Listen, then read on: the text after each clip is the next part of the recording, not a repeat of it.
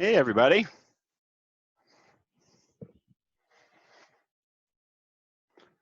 Hey. Hello? Hello, hello. Welcome in. Hello. Hi, Karen. So how do you explain that when you get pulled over driving on a Zoom call? And I'm I'm not asking for driving. I'm just sitting in my car. I'm asking for a friend because I've done it several times now, and I just look forward and drive, and I've got the Zoom call going. So I guess I could just call in. That's right. I've gotten a ticket for texting and while driving before, and usually the first offense they'll just let you off with a warning. So I can't be caught again. I used my warning. There you go. Well, we'll get started. So we'll probably have some people trickling in, which I see people coming in now. We're changing the settings on all of our Zoom accounts, so I have to admit people as we go, and operating the live feed at the same time. So we're live on Facebook as well. How's everybody holding up? You guys doing all right? Yeah, pretty good. Yeah. I feel like a renewed sense of optimism, at least in our market, that things are going to start changing soon. Right? So from even our last call a couple of days ago, we're starting to see energy in our market and buyers out on showings, and it's changed a little bit since the first couple of weeks that we've been locked down here. Is anybody else seeing the same or experiencing something different?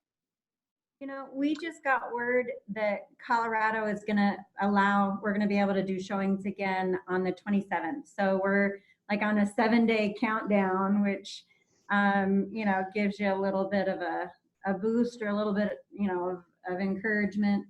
But I know it's going to be, still booties and gloves and all that stuff, but at least we can get out. And what I'm hoping is that also means we can get our photographers back out again and get videography and that stuff going. So, yeah, I think we're just getting ready for some, it's going to be, I expect it to really pick up. So we'll see how it goes.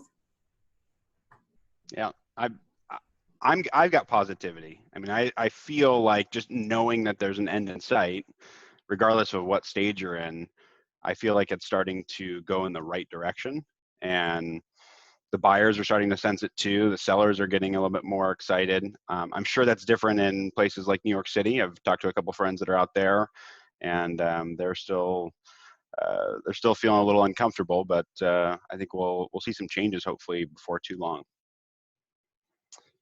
So I have a question. My question today is, with this renewed optimism, what opportunities are you looking for, or are you going after right now? Is there anything specific that you're doing differently or looking at as to what might come up in our market? I have a question about if anybody's doing virtual tours and how they're doing those. I have my feature presentation on Thursday for our BNI meeting, and so I was going to kind of walk everybody through what that looked like, but I actually haven't done it for an actual buyer yet. So if you have any suggestions, that would be great. Now, are you talking just doing a one-on-one showing with a buyer who's not present? Correct, yeah. So typically the way that I've done walkthroughs in the past when people aren't there is I use Marco Polo. If y'all don't use that, it's amazing. And you could just record a video, it sends it to them automatically. They can watch it live if they happen to be on their phone, or they can watch it at their convenience, and then it doesn't take up storage. You don't have to download it anywhere or anything like that. It's a great tool that I use, but I haven't been able to kind of use the Matterport or go through the listing online and kind of walk people through it. I have an amazing idea for your presentation. Yeah. Why don't you just do one? Can you find a vacant house? I mean, that's house? kind of what I figured I would do, because I'm better, on the spot than anything else. So just run with it. I mean, yeah. I don't think there's a good, I don't think there's a wrong way to do it. I think when it comes down to it is just demonstrating that you have the skill set to do it, and just go do it. Yeah. Okay. Cool.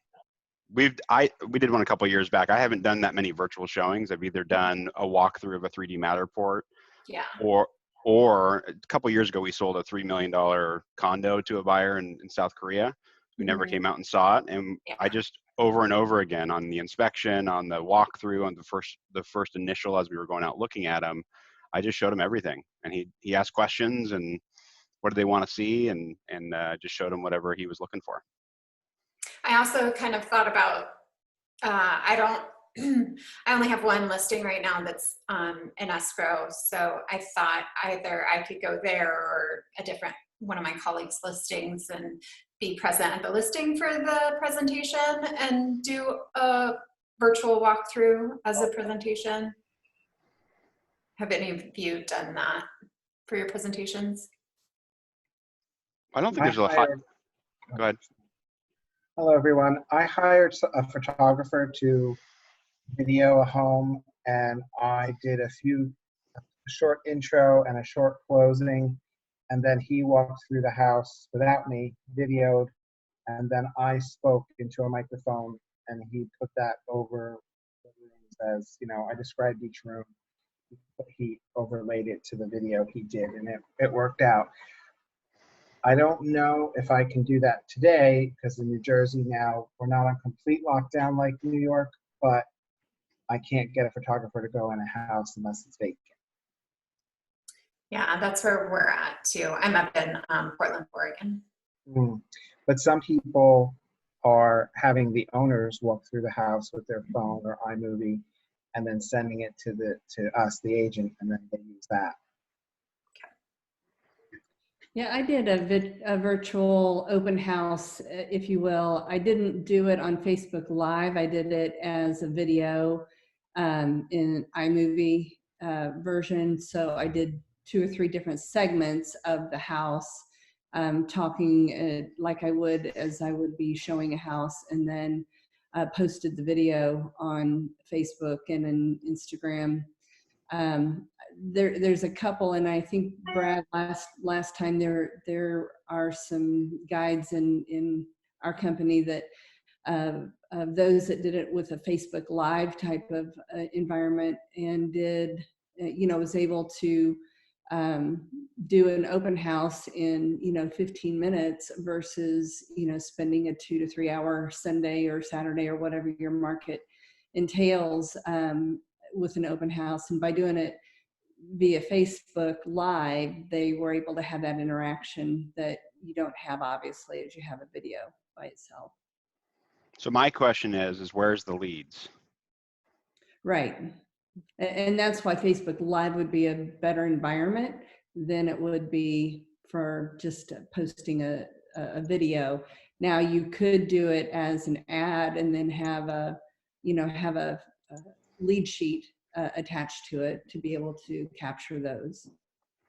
This is Paula in DC. I have been doing the virtual open houses with, I use Zoom, and I do just like you have on this one. I have a waiting room. So what I do is our Facebook ads that get funneled into my single property website, and from there they can register for a virtual open house. So I get all contact information, and I'm able to talk with them before the open house actually occurs. And then for my virtual opens, I'm there for an hour now instead of like my typical 2.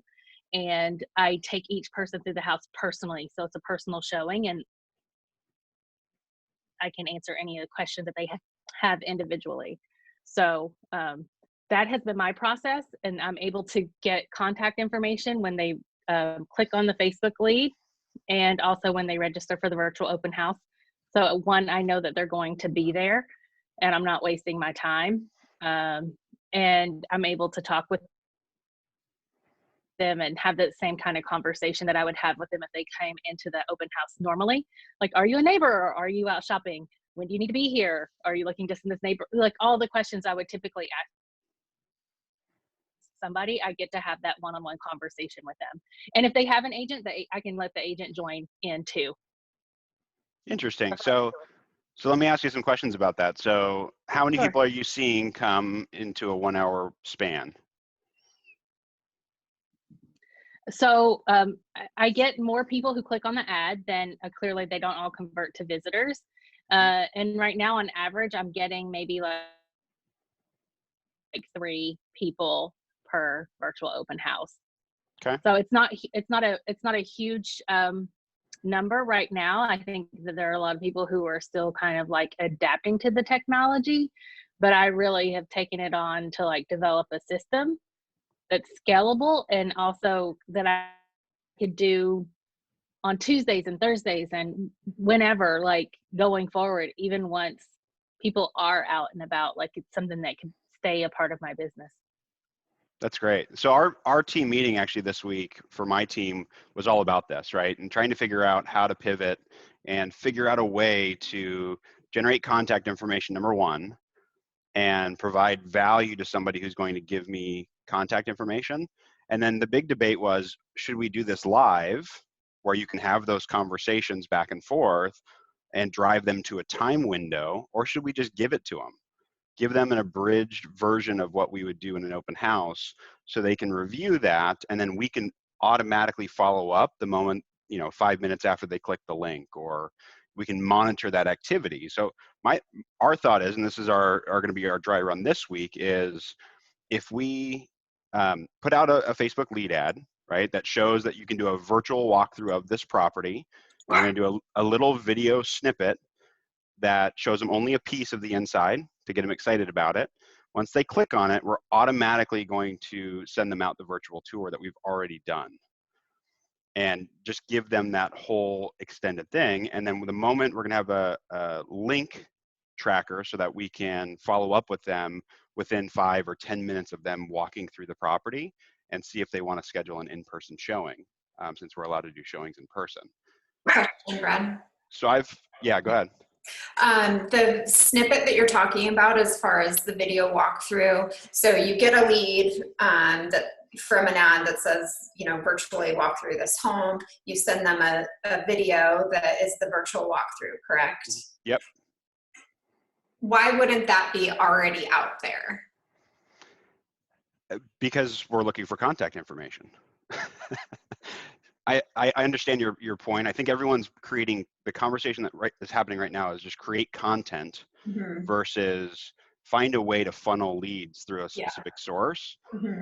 And yeah, it might be out there, but if they're clicking on the ad right then, right there, and I'm giving them the link to the actual, because I'm not going to put it on YouTube. I'm just going to put it in a link that they can go to a specific website and view that actual virtual tour.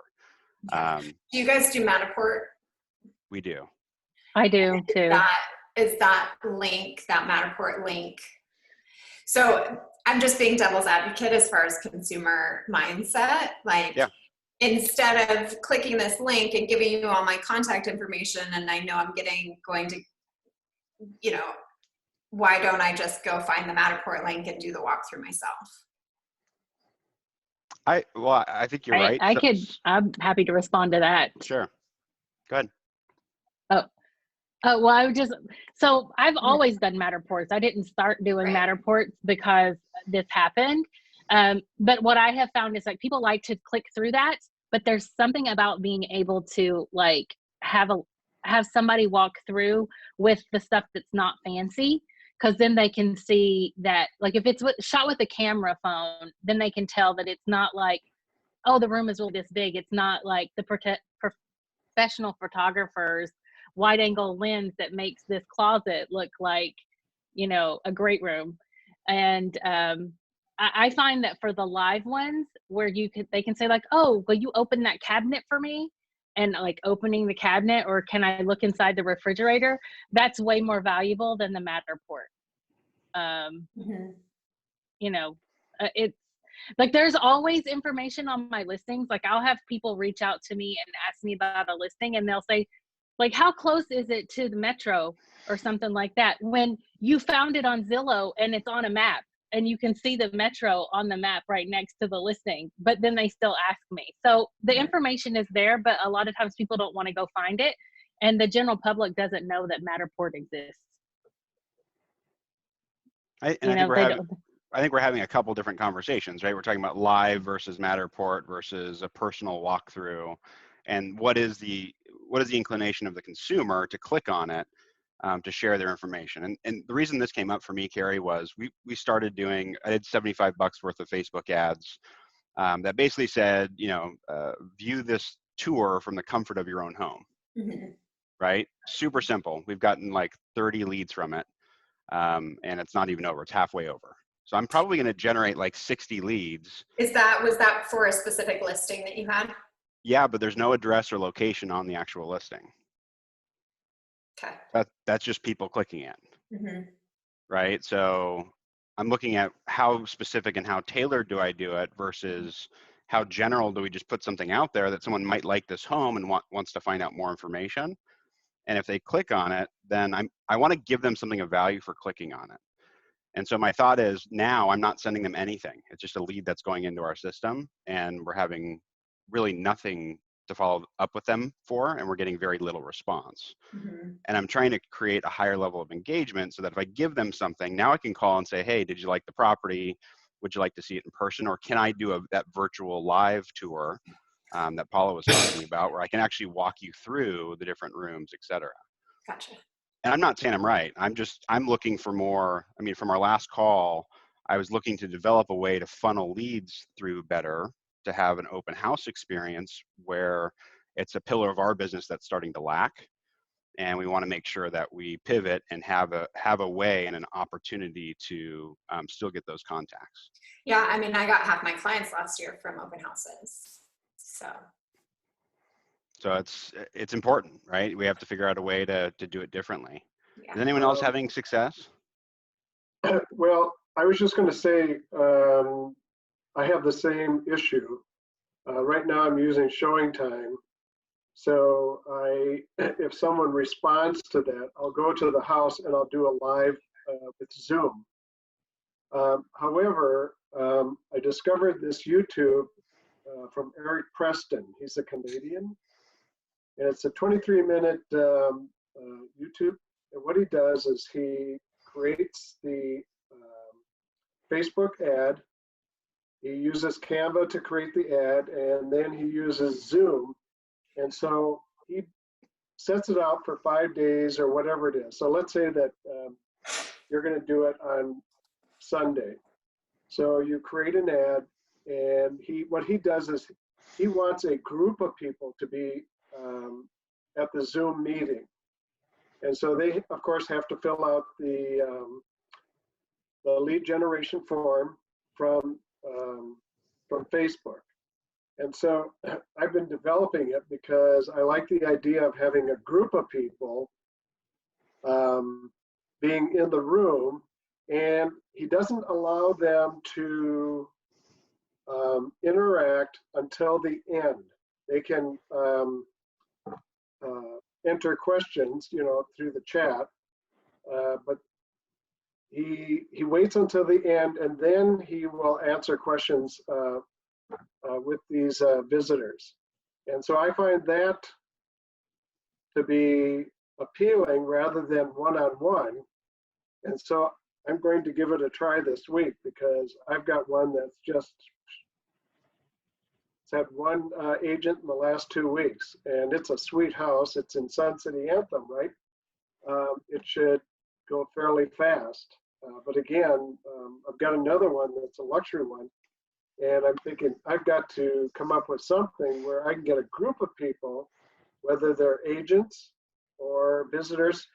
Actually, these are people from Facebook, so they're not agents per se. So, but his name is Eric Preston, and it's called Open House, Virtual Open Houses. So if you want to look him up, it's a 23-minute video, and believe me, I've gone step by step through that video, and I've gotten portions down. I've created my Canva ad, and I've done these other things. But I applaud what he's doing. He's looking for a group of people to be at the open house. And I think Brad, that's what you're looking for, rather than like a one-off. To be honest with you, I'm completely open to suggestions, right? Because we would generate in San Diego, we're generating 50 to 100 groups of people through a grand opening at any one time. And so there's a couple key components to that. Number one is we invite all the neighbors, we invite all the people that surround the property just to flood the house with people, even if they're not buyers. It creates a lot of energy that's around it. Well, we realize that we can't do this anymore, right? So we can't create that energy in the opening weekend in person. So how do we do it remotely? And I guess I have a little bit of hesitation on the live piece, just because the value of my personal time. I don't know if I should pre-record it and give it to people so that at least we're engaging them and then I can just pick up the phone and call them, or if I should be doing an in-person hour-long open house. And mind you, I don't do any open houses at all, right? So my team does them, but now it's like, okay, so in this new world, how do I approach this? And what action are people actually going to take? If I have 3 qualified buyers at an hour-long window, that's great. I mean, I'm all for that. But if I can get 60 leads that watch the video and I can call them, that's way better for me, right? So I'm just trying to figure out how it works best for my business, and trying to pivot so that I can still pour our energy and capital into the right things for our agents, while, sticking with the times. And Well, see if this is... Here in Las Vegas, or in Nevada, we're not allowed to have open houses at this stage. Sure. So, and like whoever else said, part of my opportunities is through open houses. Plus, it's part of my brand. I farm Sun City Anthem, and that's been taken away. So I'm just trying to find a way where I can see if I can't do it in a group event. So at least that's the avenue I'm taking. I think it's great. And I think what we should do is we should report back in a week once we've done this, or 2 weeks, whatever it takes, to see kind of what all the results are. My feeling is at some point we're all going to go back to doing scheduled open houses, even if we're letting one group in at a time. That's probably around the corner before too long for most markets. But maybe there's a better way to do them overall, right? Maybe there's a more efficient way for me to reach the population that I'm looking for online instead of in person. So any other comments on that? I think it's also really important, if you spend the money on doing the video, that, if you have at least a certain video, maybe it's a smaller version of the open house video that you use, but get it out there so you can get clicks on it, because that's, if you have, like I did a video and I had over 250 clicks on that one video, that's showing my client, hey, 250 people went and watched it. And that's a marketing tool to generate more listings. So, if our goal at the end is to take some of the stuff with us into the non-quarantine world, to kind of use that again to generate new seller leads. Right. And I'm with you on that. It's finding a new, more efficient way to do this that can translate into the rest of the year, right? Mm-hmm. And making sure that, if our open house attendance drops, even when we're out of this, we have a method of doing it. So I'll report back my findings. We're doing it on 2 listings this week. Maybe I'll do one with a virtual in-person live and do one with the other method that I was talking about, and see how it works. What other opportunities are you looking at? So our team's been brainstorming quite a bit on things that are going to be out of the norm that we haven't seen in a while. So we've been looking at BPOs and REOs, looking at mortgage lates and defaults, potentially. Has anyone started, looking at any of this or pivoting into this? Okay. I think personally that there's going to be a good section of potential short sales coming up, whether it's equity sales or short sales. They'll be in mortgage late and default categories. Right now, most of the lenders are not registering mortgage lates, and they will in about 60 days.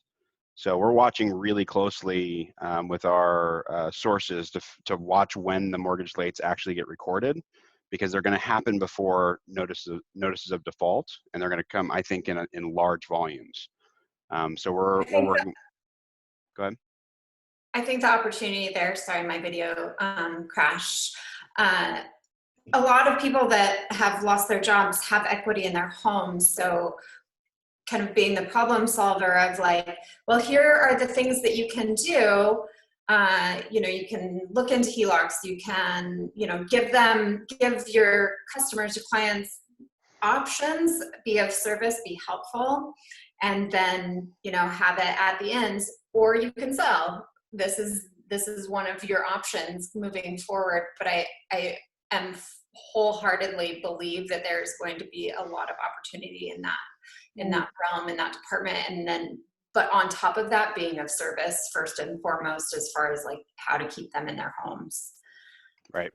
And learn, like my objective right now is to learn more about that and to learn how to be of service and get people to stay in their homes. And then, you know, from there, get the referrals for their friends that need to sell their houses.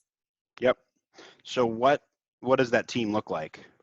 I started doing some work on this. So assembling a team of support for these people, what does that look like?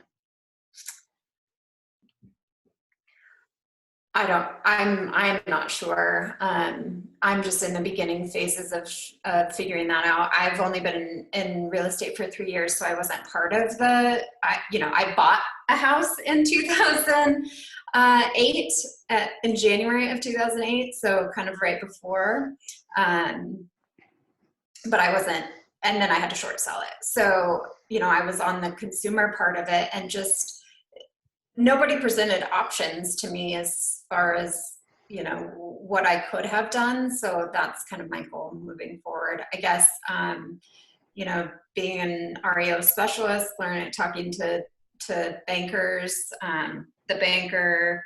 we have a lender and a banker in my group. They're both pretty new as well. So didn't go through that process either. So I would recommend, and this might be an attraction to BNI too, bankruptcy attorney. It would be a really great one right now.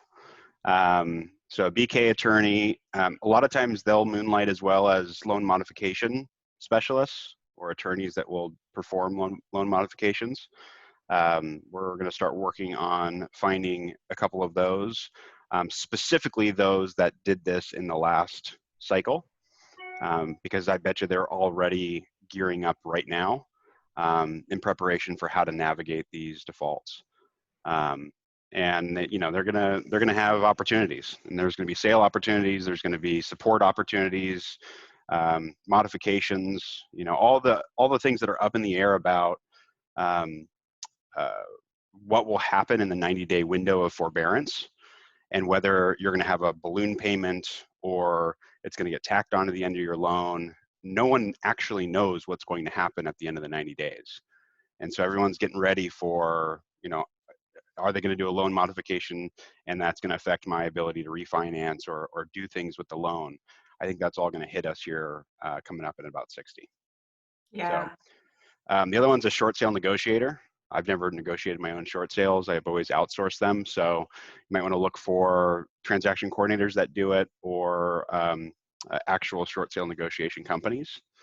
So you have that in your toolbox. I think all those are going to be valuable right now. Any other team members that you can think of that might be supportive, that we can help problem solve people in distress? I always referred my short sales to an attorney that specialized. My feeling was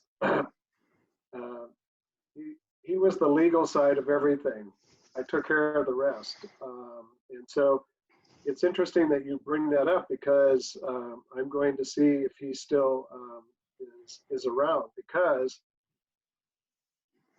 I think there's going to be a lot of people that are misunderstanding the forbearance. They think it's it's going to be easy peasy, but in fact, what I'm hearing from some of my lenders is that these people are going to have a balloon payment at the end of their 3 months or 6 months, and they're going to be in for a shock. And so it's possible that at that point, then they may be scrambling, trying to figure out what to do. But so I'll add something to that, Chet. My lender in my BNI chapter just told me that they are now having clients sign an affidavit prior to closing that states that they have not requested a forbearance or entered into any mortgage forbearance in order to get the loan. Oh, wow. So just forbearing your loan at all might be an issue for some underwriters and investors to even give you a loan. Yeah. And that might change, right? But he's telling me, we're going to close one this week. He's telling me that they've got this affidavit out for certain investors that's coming right now. Brad, what they're not saying also is that we don't know how it will affect credit either, because some are saying it won't, some are saying it will hurt your credit report and your score. So yeah, people are getting the not wrong advice, but they're just not getting complete advice about the forbearance. Right. And my comment earlier about late payments is most servicers, obviously it's all case by case. So when you're talking to your clients, make sure that you're talking case by case. Most servicers are not going to report credit lates for 90 days, right? So what happens when they miss their balloon payment at 120? So I think when that comes out and we have this window where all these mortgage lates are going to hit at once. So remember, it's going to, in California, they have to serve you with, they have to hit the credit late, then they have to serve you with a notice of default, then the notice of trustee sale. Every state's slightly different, but for the most part, that's pretty regular amongst all the states. So normally you'd have a 30-day late, a 60-day late, and a 90-day late, right? Which the credit reporting agencies would hit. Well, in this case, you're going to have a whole bunch of 90s that show up at 120. So it's going to be much different in terms of how it's actually processed and how the defaults are recorded against the titles. And I think there's a great opportunity. I'm sharing this with you all, and hopefully you can do something with it. We actually have a resource that we're tapping into to give us the reporting of credit lates, not notices of default. So we're capturing, sorry guys. So we're capturing the lates before the defaults hit and what's public record. So just an idea for you. Just start a conversation a little bit earlier than what the masses will do. You know, Brad, you brought up a really good point. I've been in the business about 15, 16 years now. And back in 2008, 2009, I used to do, the first time home buyer class, and then I used to do the selling your home class. What I also used to do is the short sale right for you class. And it was a great workshop. And it with those classes, let me tell you, it's really just a class to give people information. It's not, you don't have to have a huge in-depth knowledge of it. You just have to give them, is it better to have a short sale or to go to foreclosure? And I'll tell you, you just got the juices flowing. I should probably do that again. And I'll tell you, I did a lot of short sales in 2009, 10, 11 as a result of that. And I think I'll get that going again. I think that's awesome.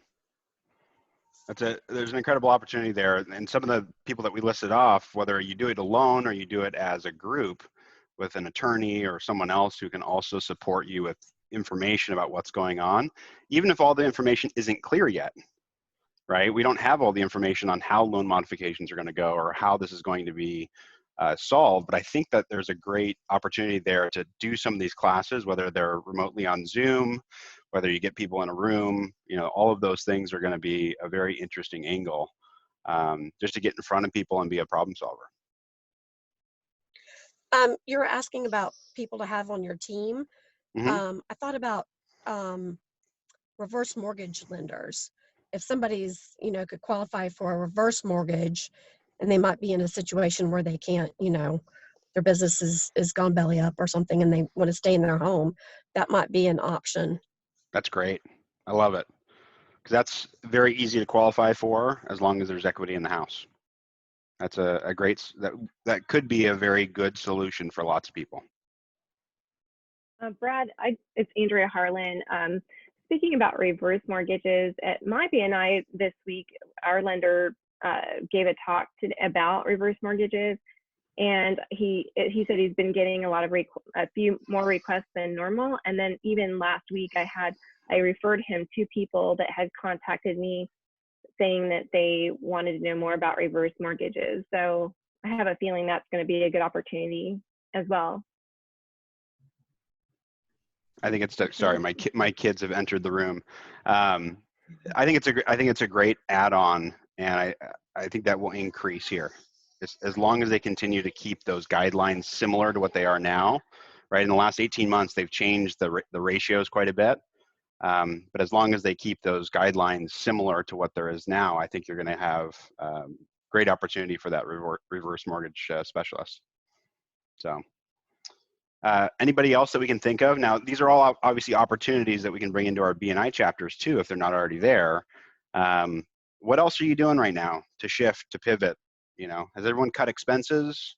Everyone kind of get everything down as low as you can? We dropped $1,700 monthly in the last 30 days. So $1,700 a month, got rid of websites, got rid of all stuff that we, in really great markets, has given us comfort that they're there. But when we actually analyze them for return, it was really, really, really not great. Yeah. So I've cut about $2,000 a month. You beat me. You got me beat. Done.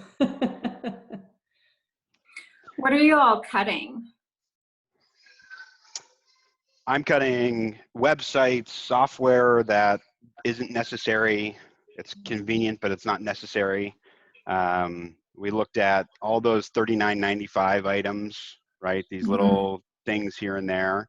Office rent, we cut back on. And Zillow's cut back, if you use Zillow at all, is cut back 50% on theirs for the next month or two. But I whittled some of that away, as well as some other planned marketing advertising expenses that one isn't useful right now, but also I don't want to cut it out completely, because I think the need for presence is still there, but it's just those that aren't as advantageous. I also went and looked at my buyer consultation listing presentation and converted them into Microsoft Word. I had been using a graphic designer, and so if I needed changes made to those, I was paying somebody. I'm with Keller Williams, and we have like a really great platform for flyers and all kinds of stuff like that. So I actually went in and created a template, so I don't have to get a graphic designer to create my flyers for my listings and things like that, to cut out all of the professional services too, in addition to all the other things that people are suggesting. But anything that was an automatic bill, automatic monthly bill in my personal and my business, I cut. You want to know? I just went back. You know the best way to do that? Turn your credit cards off. Cancel your credit cards. But here's the thing too. Here's the thing too, because I've had people talk doing that, and now as a courtesy, a lot of the credit card companies are still like, if you get a new card, you cancel that one and get a new card, they'll go ahead and bill your new card for you as a courtesy, so you don't lose your services. So be careful about that too. I've heard that happening to people who tried that strategy. You can forego the courtesy for me. If I cancel the credit card, it's because I want to. And exactly. Forces me to go through the budget in 30 days. Hey, Brad, yeah. So, Andrea here. Oh, sorry. Go ahead, Andrea. I was saying. Okay. I joined the conversation a little bit late, only because I happened to be checking Facebook messages, and then it popped up that you were live. So I'm hoping I'm not repeating anything, but you were asking what we're doing to shift in this market. And one of the things I've been using more is video, not necessarily only for open houses or I've done remote showings, remote open houses where nobody's in the house except for the seller. I've used all that, but I've been doing it to also promote the other people in my BNI, like my referral partners in my group. And I have like a little show, I call it, where it's like beating the quarantine blues. And like today I interviewed the Heller Work specialist who was talking about chair ergonomics, because a lot of us are thrown into working at home and we have these back and neck pains from being in chairs that aren't optimal. So we had a little 30-minute with him. On Friday, I have one with my home stager, and we're going to give DIY tips on how to transform your home for little or no cost. And whether you're staging to sell or designing to dwell, Pam is going to give great tips to us. I have a cooking show. I've done a gardening, cooking class, a live cooking class with a local chef. So have any of you done anything like that to spur on referrals, or just kind of curious to know what your experience has been? Yes, yes, and yes. Yeah, how has it been for you? Because I just kind of thought of this wild and crazy idea and I just jumped in learning Zoom at the same time. So we've done a lot of Zooms in the past. Like we had rent control happen a while back in California. So I had been doing them with our property manager and some other people to talk about the issues that were going on. So we just continued that and stepped up our frequency. So we did Facebook Lives or recordings to go to YouTube through Zoom, really mostly one-on-one, right? So myself and one other member, or we've also done some group discussions, like we brought the property manager in to talk with an agent in Phoenix about what that market's doing, because my property manager is in 3 different states, right? So trying to cross collaborate on some things just to get more data out there.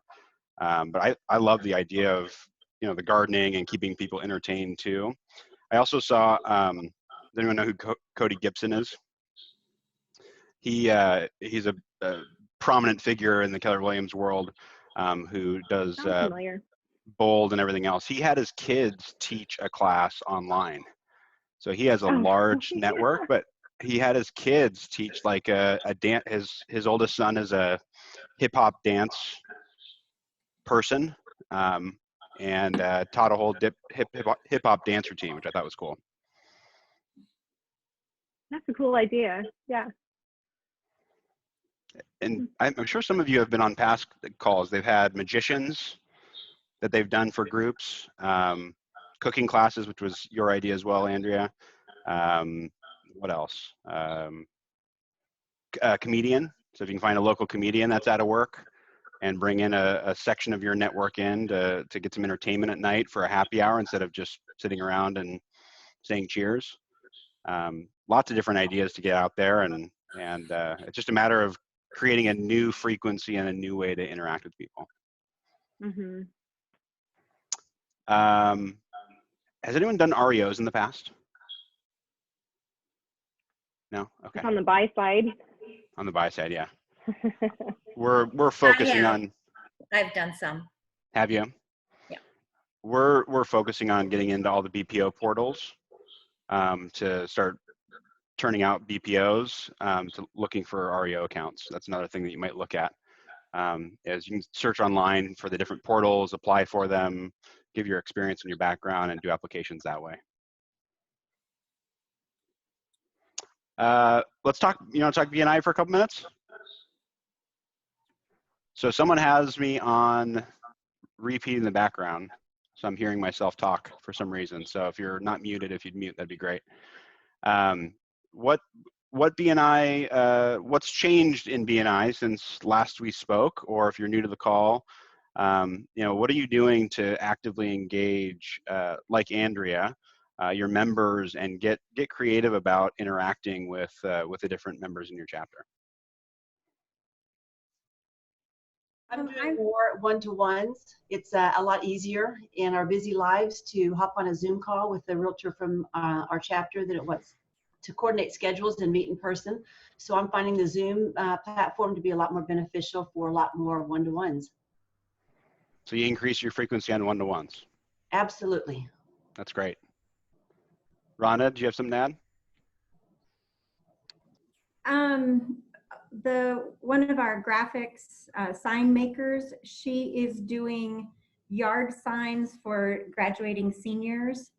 And so I've reached out to my clients and friends that have seniors, and not only am I getting signs for their yards, but I asked them to forward that out to their kids' friends, and that kind of stuff. And so we're trying to cross-pollinate just more business in the form of support for our members. That's great. I love that idea. What else?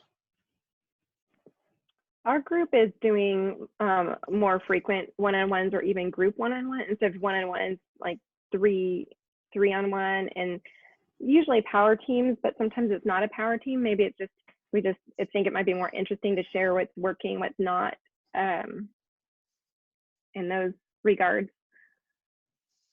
So that's great.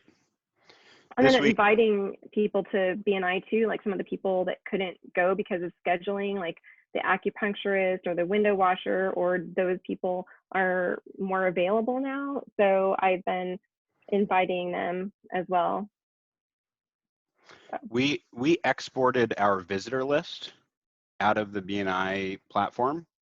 And today we're sending out a video email inviting everyone who's joined us in person back to the chapter. So we took about 40 people over the last 12 months or whatever the number was.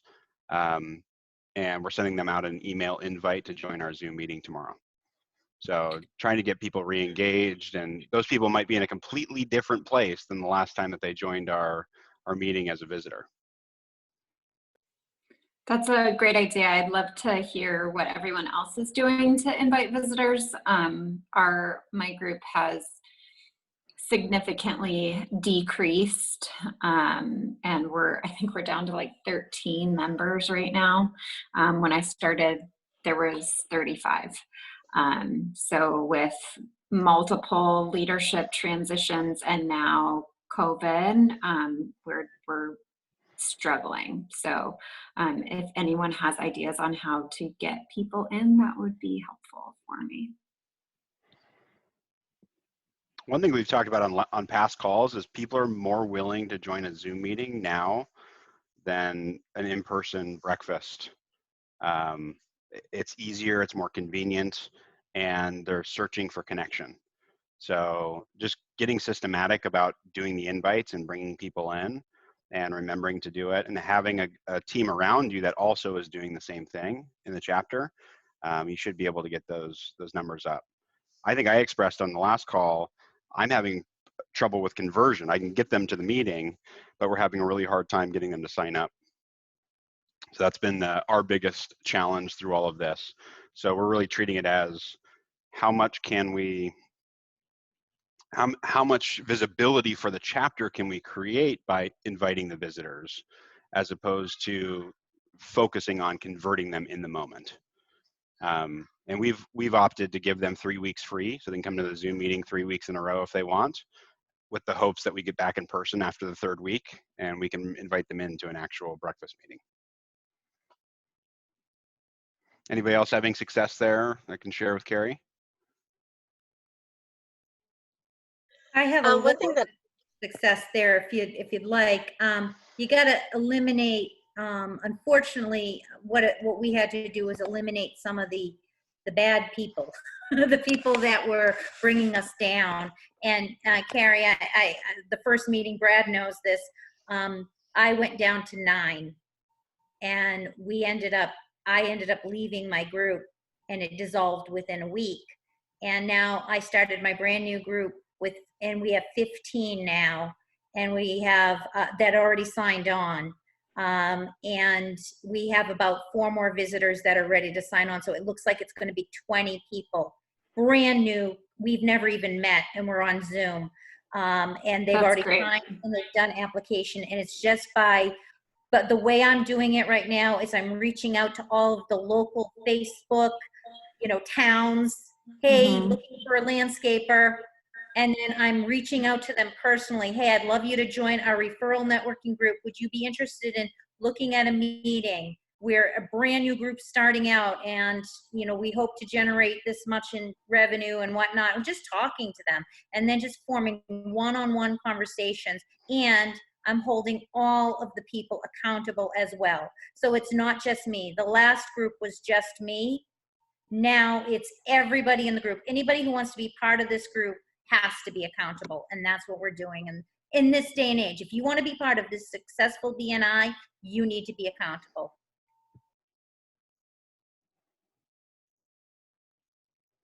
Well, I was going to share with Carrie. At one point, we were like up to 32 members, and then through a period of time, we got all the way down to 12. And what we discovered is that we steadfastly kept going, and now what we have is we've got a core group of people that have been through the ugly stage, and now we're back up to 20. And now we are getting more visitors, but the first thing that the visitors remark is how they love the group and they love the cohesiveness of the group. So that's coming through, especially in a live meeting when they see the interaction. So I would just say, Carrie, don't give up hope, but you actually may find that you've got this core group and you really get to know each other. You're there to support each other. It's giver's gain all the way. And it will grow. It will grow. At least that's been my experience. So 10 cents. Excellent. Well, I always ask in all of these if anyone has an outbound referral for another area. Anyone looking to place any referrals? You don't have to be here in this group, but we'd be happy to help you find someone across the country if you'd like. Actually, a really good friend of mine is looking to purchase a cabin in Northern California. It's Lake Almanor or Eagle Lake. So far, I have found one person, but I would love to be able to give him 2 or 3 so that he can choose. So if you know of any agent up in Northern California, it's just north of Chico before Susanville. So anyway. Yeah. Okay, great. I'll write that down. I have to research where it is first because I don't know anything about Eagle Lake. Anyone else? All right. I might have something in Rhode Island. If there's anybody on this in this group, I have a friend. I know absolutely nothing about Rhode Island, but she sent me a link to a property in North Kingstown, Wexford area. So I don't know. I don't even know enough about. But if there's anybody, you guys know anybody in that area of Rhode Island, I may have something. Oh, I see somebody text Trish. There you go. Awesome. So Trisha's got somebody. So anything else? Awesome. Is everyone in here in the BNI Facebook group, or is there anybody? Let's go the other way. Is anyone not in the BNI Facebook group? I may not be, Paula. Okay. Paul, I'll send you a message just so you can join. I'll get you into the group so you can see everything. Okay. Real time. Okay. It's another great place to send outbound referrals. We've seen a few lately that are really small towns, and there's not always a BNI in every small town, but it's a great resource to connect across the country. Before we go, does everybody want to just say where you're from and your name? I didn't do introductions in the beginning. I apologize. I'm going to quickly share where you're from. Lynn? Hi, Lynn Murray. I changed my name from the Indianapolis, Central Indiana area. Awesome. Rhonda? Yes, thank you so much. This is Rhonda Hess. I work at Remax Alliance in Northern Colorado, Loveland, Fort Collins, Greeley, Windsor, kind kind of halfway between Denver and Cheyenne. Great, Chet. Las Vegas, Nevada. Lewis. Hello, I'm from northern New Jersey, town of Morristown, but do most of northern Jersey, and glad to be here. Thank you. Thank you, Kathy. Kathy Griffith in Oklahoma City. Thank you for the information today. Kathy, I'll call you a little bit later. I have an agent that you might want to interview. He's moving from my market center out there, so I don't know if you have a place or you can connect somebody to him. We can. We would be honored to welcome them. Awesome. Thank you. Maureen? You mute. Unmute. All right, we'll come back to you. Jose, go for it, bud. Yes, good afternoon, Jose. This is Keller Williams, Realty, Miami. Thank you. Awesome. Karen? I'm Karen Amadon, Keller Williams, Chattahoochee North. I'm in Metro Atlanta. Thanks, Karen. Trish? Hi, I'm Trish Pierce. I'm in Boston, Massachusetts area, but also serve the Cape and the Islands. Excellent. Carrie? Hi, Carrie Stress. I work for a small boutique agency here in Portland, Oregon called Living Room Realty currently, for now. Moving soon. I'm licensed in Washington and Oregon. Very good. Natsuko? Hi, my name is Natsuko Ikigami. I work for Compass. I cover Brooklyn, Manhattan, and Queens. Thanks. How are you holding up? You doing okay? Yes, we are fine. I mean, business stopped and very challenging, but I saw the transactions that's closing in contract. Yeah, already. But I thank you so much, Brett, for creating this meeting. It's very, very informative, and I'm really glad that we can share a lot of information across the United States. Thanks. Very good. Thanks. Paula? So I'm with Keller Williams. I'm in Washington, D.C.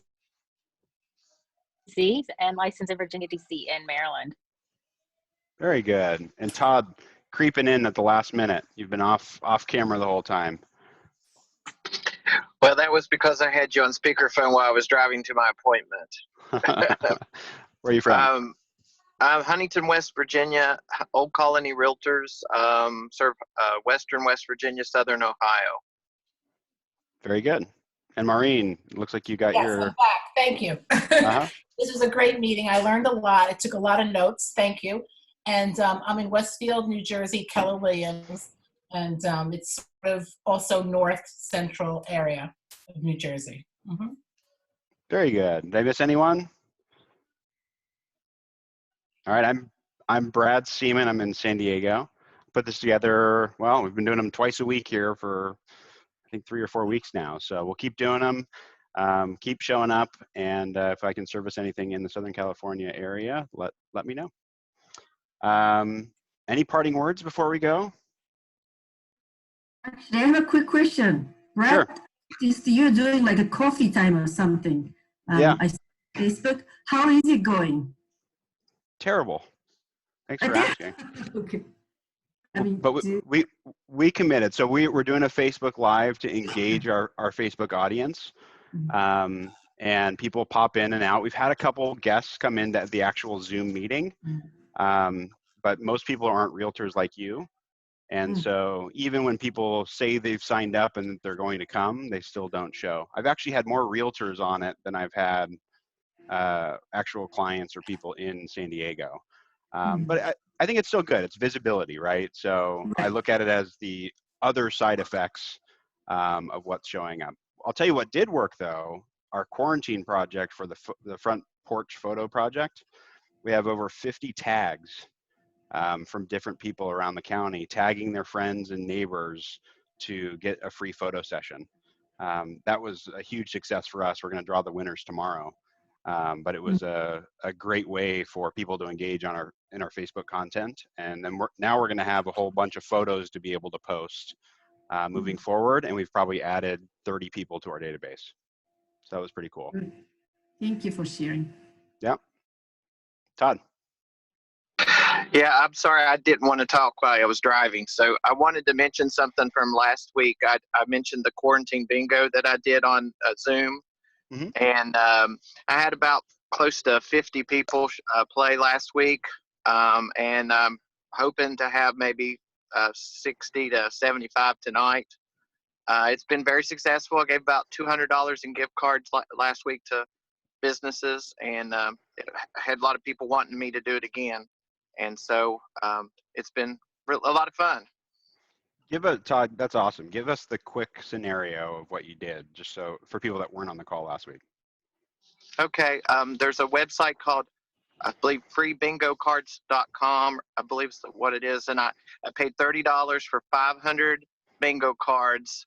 And as the people who want to play contact me, they send me their email address, and I email them a virtual bingo card, which they can print out or play on their iPad.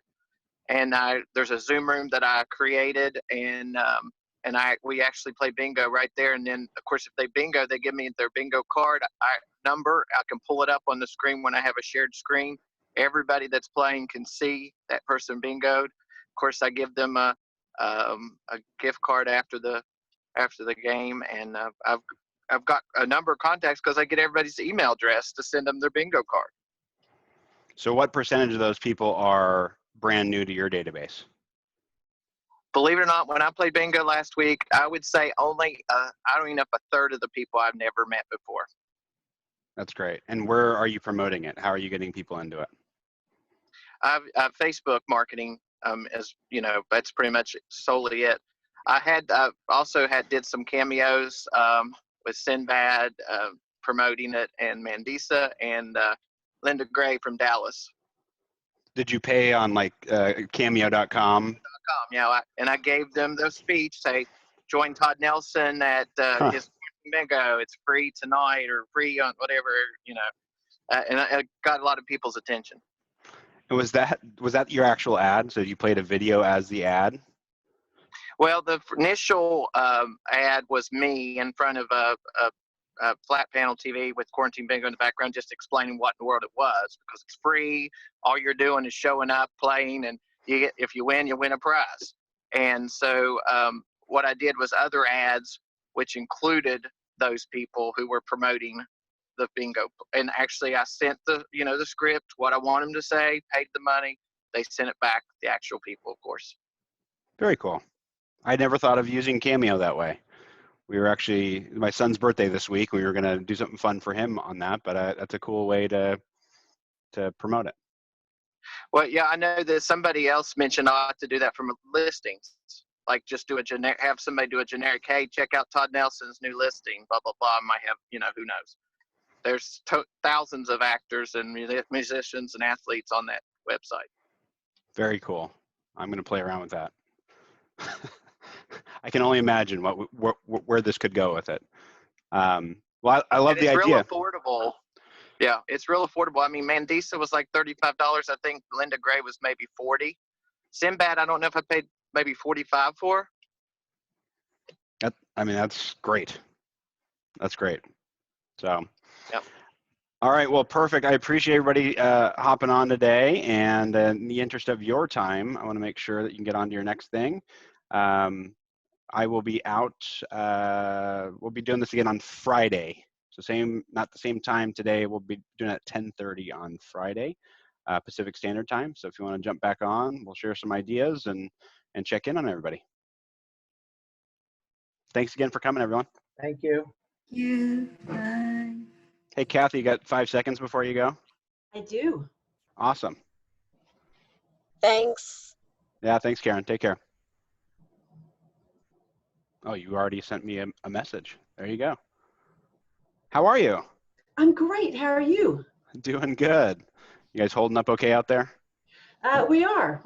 We've had a little bit of shift in our market that's helped our first-time home buyers. Our first-time home buyers are buying houses in the 120s to 150s. It's a 3-bedroom, 2-bath. I know. I used to live. I'm sorry. I used to live in Poway and Imperial Beach. So. Oh, really? Yeah. I grew up in Poway. That's where I went to school, and I actually live on the Poway border right now. I lived on Soule, S-O-U-L-E, Soule. Yep, I know right where it is, right off of Pomerado, yeah? Is it Pomerado? We left in 74 because it was just getting too crowded at that time. So my dad retired out of the Navy. And so yes, our investors have backed off slightly, which has left room for our first-time home buyers to get in the game, get some help with their buyers closing costs. So we closed 3 first-time home buyers last week. So those are good stories. That's great. Certainly the dynamics change, and it's nice to see. You must have a much different dynamic than we have with price points like that. You know? We do. We work, probably harder, between 45 and 65 transactions a year between my husband and I. And he works with the buyers and I work with the sellers. And, it's a nice market. It's a good opportunity to get in the real estate market. That's great. Yeah, I learned the most I've ever learned from my first real estate coach that was in a distant suburb in Atlanta. And it taught me that because of my price point, I can hide a lot of inefficiencies and I can cover up things with money. So the fact that we have such a high commission rate, I can fix things by throwing money at it. Yes. And my coach was doing over 100 deals in a market, a much lesser price point market. I learned a ton. And she was really, really cool, the things that she taught me. So, so I have a gentleman that I really respect here in San Diego who just actually reached out to me to mention that he's moving to Oklahoma City. Fantastic. Yeah, so his wife was transferred. I believe she's in the military and was transferred out your way. And so I wanted to get him in touch with some people. He was asking me specifically about BNI. He was also talking to me about how to get started in a new market. Okay. Newer agent, even in San Diego, but a great heart and motivated to work. Okay. So I wanted to at least connect the two of you. And if it's okay with you, I'll just send an introductory email. Perfect. And even if it's not right for your team, or you and your husband are fine, maybe you can help him get a hand up either with BNI or with a brokerage there in your neck of the woods. I'll help whatever needs he has. And so when I interview a realtor, we are a family-owned business. We have 13 real estate agents that work with us. And my dad started the company in 74. And so we are all family. We've grown up together. We've been together collectively over probably 180 years, if you add up all of our time together. And so when I interview a new realtor, I tell them, we want this to be a good fit. If it's not a good fit for you, we want you to be wherever you're at. So, friends kind of want what's best for you, but family wants what's best for each other. Excellent. Excellent. Well, if it works out for you, that's great. And I appreciate you taking a couple minutes just to talk with them. And his name's Marco. And I will make a connection via email for you. I think I have your email. Yes. If you're getting my email, I have my emails. Or I have your email. So I appreciate it. Are you getting a lot out of this? Is this good for you? Yeah, it is. I've been in the business 22 years and, I haven't been in a rut. I've just been in a groove. And so this pandemic, historical times, has taken me out of that groove. So it's fun. It's like that excitement that I had when I was brand new in real estate. It's not that I'm not excited about being a realtor, but that, excitement kind of wanes through the years, and it's all new and refreshing. And did my first listing Zoom presentation yesterday. And so it was great because I had all my notes right here, and what they couldn't see off camera kept me in line. So it was good to have that opportunity. It's always good to learn. The advantages you get that you didn't even know about when you have all your notes in front of you. And yes. Yep. Have your track right there. Well, thank you, Brad, for all your hard work. I've always admired you, and I appreciate what you and your family are doing for the real estate market. Oh, thanks so much. I appreciate you. And the real estate industry. Thank you, Brad. You have a good day. All right. Take care. Bye-bye.